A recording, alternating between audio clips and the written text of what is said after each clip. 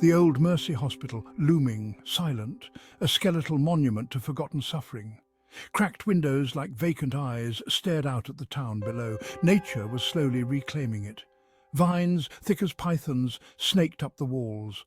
Rusting medical equipment lay abandoned in the overgrown yard. Locals whispered of strange lights and chilling screams echoing from within. No one dared to venture near. Not anymore. John, a historian with a thirst for the macabre, found himself irresistibly drawn to the long-abandoned Mercy Hospital. The stories of its haunted halls and tragic past had always intrigued him, even if he dismissed them as mere folklore. He'd heard the stories, dismissed them as mere folklore, tales spun by imaginative minds. Yet, the more he read, the more he felt an inexplicable pull towards the place. But something about the building called to him, a siren song of forgotten tragedy and lost souls. The eerie facade, with its broken windows and overgrown vines, seemed to whisper secrets of the past. Armed with his camera and a heavy heart, John stepped onto the overgrown path. Each step felt like a journey into the unknown, a descent into the depths of history's shadows. The air grew cold, heavy with the weight of untold stories and lingering spirits. The fog seemed to wrap around him, as if guiding him towards the heart of the mystery. He took a deep breath, steeling himself for what lay ahead. With each inhale, he gathered the courage to face whatever truths the haunted halls of Mercy Hospital held, determined to uncover the stories that had been buried for so long. Dust motes danced in the faint sunlight that pierced the boarded-up windows. The smell of decay clung to the air, thick and cloying. John wandered through the desolate corridors, his footsteps echoing in the silence. He felt a presence here, a coldness that seeped into his bones. A faint whisper, barely audible, sent chills down his spine. He spun around, heart pounding, but found only empty shadows.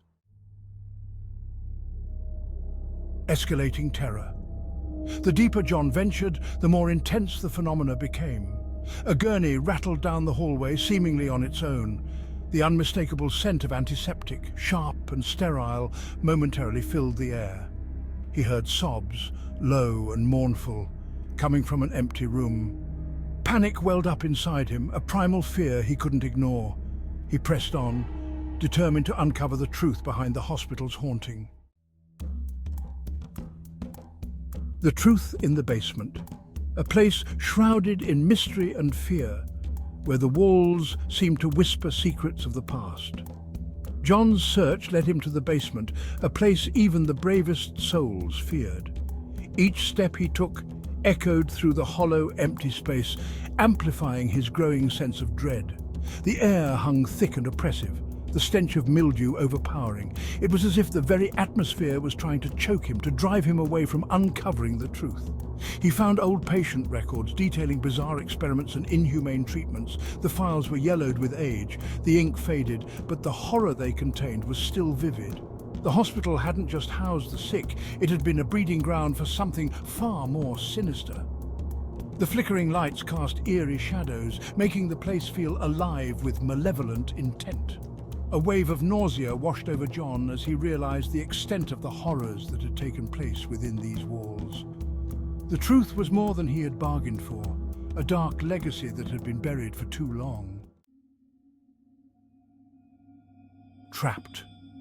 As John turned to leave, the door slammed shut with a deafening boom. The sound echoed through the empty corridors, amplifying the sense of isolation and fear that gripped him. He rattled the handle, but it wouldn't budge. He was trapped. Panic surged through his veins as he pounded on the door, hoping anyone would hear him. A cold dread washed over him. He was not alone. The air grew thick with an unexplainable presence, making it hard to breathe. A low growl echoed behind him, sending shivers down his spine. The sound was unlike anything he had ever heard, primal and menacing. John whirled around, his flashlight beam dancing in the darkness. He gasped. The beam flickered, casting long, eerie shadows that seemed to move on their own. Standing before him, bathed in the pale moonlight from a broken window, was the ghostly figure of a doctor, his eyes glowing with an eerie light. The figure seemed to float, its feet not touching the ground. But this wasn't a ghost. It felt too real, too tangible. This was something far more real and far more terrifying. The figure moved closer, its eyes piercing through the darkness, locking onto John's. He could feel its malevolent intent, a cold, calculating presence that promised no escape.